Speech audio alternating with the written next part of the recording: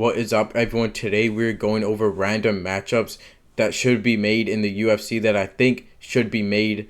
Uh, Obviously, you see the first matchup here, a little spoiler there. But first, before we dive into this, make sure to like, subscribe, and after the video, feel free to comment whatever you want. And let's just dive straight into this.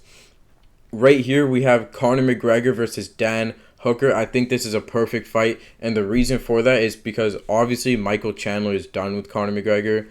So he's fighting Charles Oliveira in November on the Jon Jones versus Stipe Miocic card. So I think the next person for Conor McGregor to fight is Dan Hooker. The reason for that is because Dan Hooker just beat Matthias Gamrot and now is ranked number 5th in the 155 division. And I do think Conor McGregor should fight at 155. I don't think he's as big as he thinks. I think Conor McGregor thinks he's really a big guy, but he's not. I think he belongs at 155, and I think he can make the weight at 155. I just don't think he wants to anymore. That's why him and Michael Chandler, their fight was gonna be at 170. So yeah, I think him versus Dan Hooker is a great fight. Stylistically too, it's pretty good. They're not gonna grapple. It's just gonna be a stand-up fight, and I don't know who would win. I think Conor probably would get the best of Dan Hooker. I wouldn't be surprised at all, actually. And yeah, if Dan Hooker were to win, that's perfect for him because he just beat Conor McGregor, a legend. If Conor McGregor were to win, now he's in the top 5 in the lightweight division. He would just need one more fight to fight for the title. Or if the UFC is really crazy, they would just give him the title shot, which I wouldn't be surprised. And yeah, I just think this will be a great fight at 155. If they were to do it at 170, it would also be a good fight, but it doesn't do anything at 170. That's why I think it should be at 155. Conor's next fight. Next one, Sean O'Malley versus Henry Cejudo. I actually just went over this in my other video, so I don't think I need to explain much. But this fight is just perfect for either of them. They both are just coming off losses to Merab, and I know it may seem like both of Merab's sons are fighting, but so what? That's just how the sport is sometimes. And yeah, I just think it's perfect for both of them because if Henry Cejudo were to win, he just beat the number 1 ranked guy at 135, and he could even get a title shot, which I think that'll be maybe not, and if Sean O'Malley were to win, he beats Henry Cejudo, who's an all-time great, and that puts him right back in the title conversation. So I think if he were to beat Henry Cejudo in great fashion, I think he does deserve a rematch with Merab after. So yeah, I think we just skip over this because you can watch my other video of the aftermath of UFC 306. Arman Tsarukyan versus Islam Makhachev. I think this is the fight to make, and it is the fight that is going to happen. But the reason I put this in this video is I hope this fight doesn't get away from us. And the reason is because I think Islam's injured right now. He's not announced on any of the cards. Yeah, he's not fighting for a while, And they should announce him soon, right? But I have a feeling he still might be injured. And he only wants, I think, one more fight and then to move up in weight. Yeah, him versus Arman Tsarukyan is a perfect fight to make. Obviously, Arman Tsarukyan just came off beating Charles Oliveira and kind of running through the lightweight division a little bit. He just beat Beneil Dariush, and then before that, he had some good wins too. So I think this is obviously it's the fight to make, and it's the fight that obviously is gonna happen, right? It should happen. I think this is perfect for both of them for obvious reasons. If Arman wins, he gets back his loss from Islam, and he's a champion. If Islam wins, he beats Arman Tsarukyan, who's a big wrestler and a big threat to him too, and then he'll probably go up to move in weight up to 170 or 185. Probably, well, for Islam it's hard now because Belal is at 170 now. Which I don't think Islam actually likes Belal at all. I think He's just not fighting him out of the respect of like, oh, they've trained together and stuff. I doubt they're actual good friends. Like, that's just me hating. I don't actually know the relationship personally, so, but yeah. Obviously, yeah, this is the fight to make in the fight that is going to happen. Just make the fight soon, you know? And I hope Arman doesn't fight someone before that for like an interim bout either. I hope they don't lean towards that, but yeah, I hope Islam gets better, and this fight should be made for 311, 310, something like that. Leon Edwards versus Ian Gary is the perfect fight to make. And the second Leon Edwards lost to Belal, that's exactly the fight I thought of. Because Leon Edwards, if he beats Ian Gary, he's not going to get the rematch with Belal just yet. The reason for that is because he just got dominated by Belal and the fight really wasn't competitive. And there's also other fights for Belal to have, like with Shavkat or Jack Della Maddalena, or even Sean Brady in the future too, if Sean Brady gets one more win.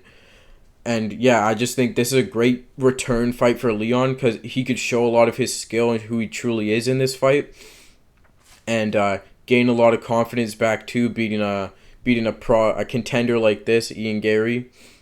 And also for Ian Gary, if Ian Gary were to go out there and beat Leon, well, now you have Ian Gary versus Belal Muhammad. Even though he would touch Ian Gary in all sorts of places.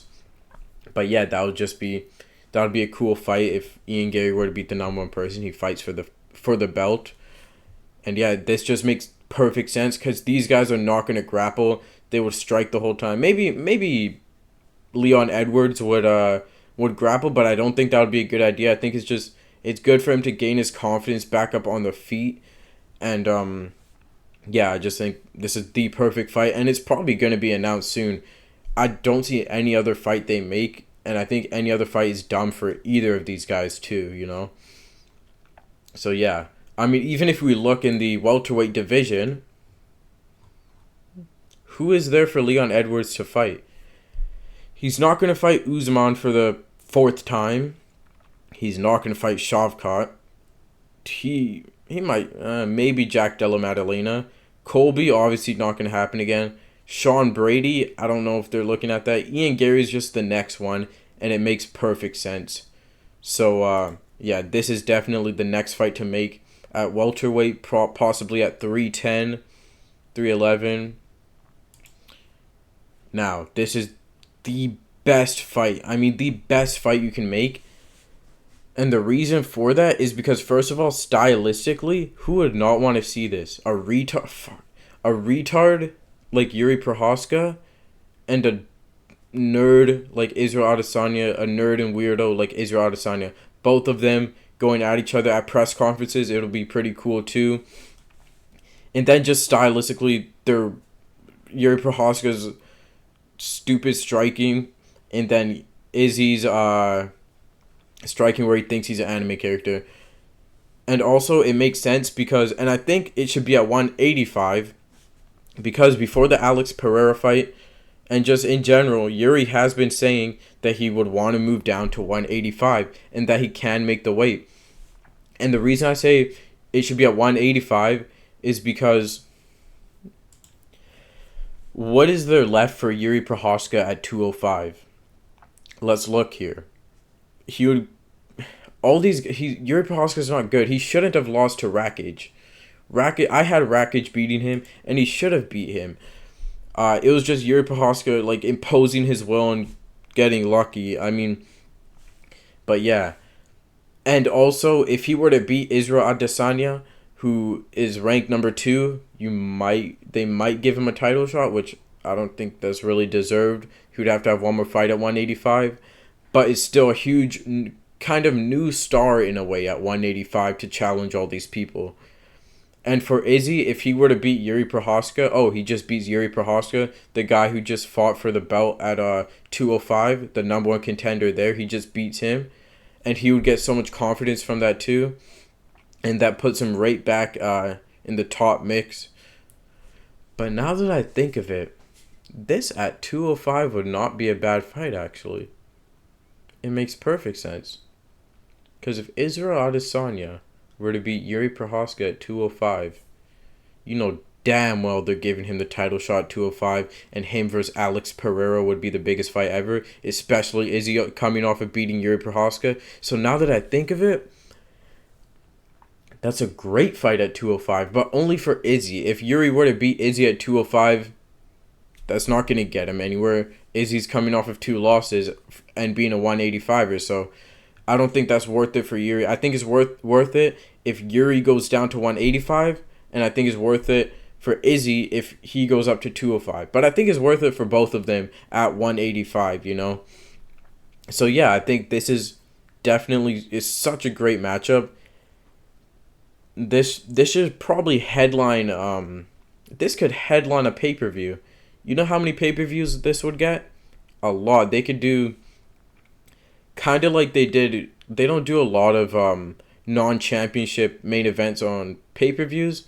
Like they did that with Dustin Poirier, Justin Gaethje for the BMF belt. Like that's not a championship belt. That's just 2 dogs going at it, right?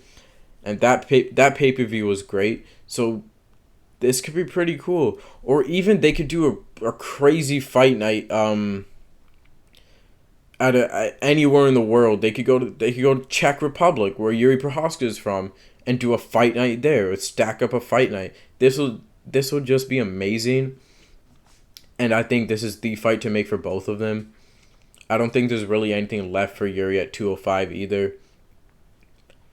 Ankalaev would beat him. Jamal Hill, I mean, that's actually interesting. Never mind. Jan Blachowicz, I don't know what Jan Blachowicz is doing nowadays. Alexander Rakic would beat him again, let's be honest. I have a feeling Rakic might beat Ankalaev too, so we'll see about that. Ozdemir,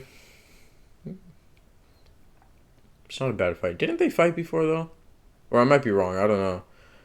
But there's nothing. I just don't see anything for Yuri at 205. I think this is the perfect fight at 185. Or even if they're doing a fight night main event, they could do it at some catchweight. This is just a fight for the fans. Okay, I'm going to stop deriding this fight and I'm going to end the video now. Because, yeah. Make sure to like, subscribe, and comment. Let me know what video I should do next. Because I don't want to just do UFC videos or tier lists. So just comment below a cool video idea. I want to do NBA videos on basketball. But there's nothing really happening in it right now. So I don't know about that. Maybe I'll do like a Caitlin Clark video. I'll see. Probably not. But yeah, make sure to like, subscribe, and peace out.